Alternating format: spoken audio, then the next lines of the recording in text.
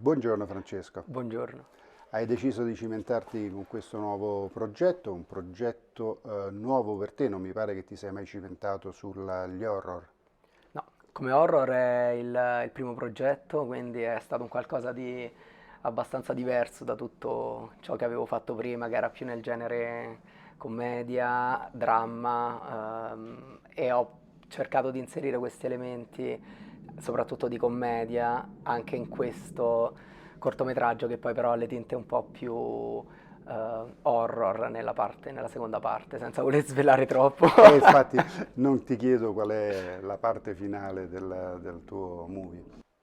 Cosa puoi dirci invece dell'equipaggio che ti ha accompagnato in questa avventura? E al- un team, sono stato davvero fortunato ad avere un team fantastico, adesso da vari progetti ormai che collaboro con lo stesso direttore della fotografia, Giacomo La Monaca, che ringrazio tantissimo, e mi sono portato da Londra, e con anche Giuseppe Tripodi, il sound recordist, che anche con lui ho fatto vari progetti, quindi mi ha accompagnato in questa nuova avventura, e poi tanti altri nuovi collaboratori. Quindi ha avuto un team fantastico, è stato veramente, ed è importantissimo soprattutto quando giri qualsiasi cosa, ma ancora di più quando giri magari in location che sono non quelle standard, quindi location che sono più paesini, avere un team che è unito, che è forte, che si adatta anche a delle esigenze che non sono quelle standard. E ho avuto la fortuna di avere un cast eccezionale, perché ho avuto Randall Paul, attore americano fantastico, Nicholas Vaporidis, Octavia Gilmore, che sono attori veramente bravissimi, e quindi hanno reso anche poi il mio lavoro molto più semplice, devo dire, e molto fortunato. Invece riguardo la location che hai nominato, cosa ti ha portato qui a Tremonti, che non è proprio un posto famosissimo? No, però non è famosissimo, sfortunatamente, diciamo, perché è bellissimo, anche se non essere famosissimo poi gli dà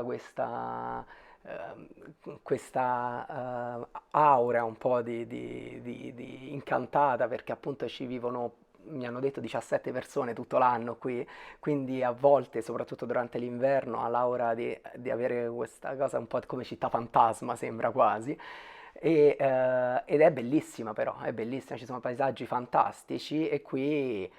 storicamente mia nonna e mio nonno, da parte di mia mamma, vivevano e sono cresciuti, quindi io ci venivo durante l'estate. Ho sempre pensato che una location del genere dovesse essere valorizzata, quindi sono stato anche qui molto fortunato ad avere poi il supporto della città di Tagliacozzo, del sindaco, che mi ha detto anche che è stato il primo film che sia mai stato girato in questo paesino, e devo dire che offre delle ambientazioni che sono bellissime. Quindi io come regista, e per me come regista italiano, anche vivendo fuori, il piacere più grande è comunque cercare di valorizzare quello che è il mio paese. Poi il corto è girato tutto in inglese, perché la storia ha un respiro più internazionale, non sono io l'autore della sceneggiatura, però appena ho letto la sceneggiatura ho pensato immediatamente che si potesse adattare benissimo a Tremonti, e quindi invece di andarla a girare in un altro tipo di paesino ho detto vabbè, perché no, magari sarà un pochino un po' difficile a livello organizzativo, ma ne varrà la pena, ed è stato così. Benissimo, io ti auguro un grosso in bocca al lupo per questa attività e grazie per il tuo tempo. Grazie mille per il tuo aiuto, e grazie per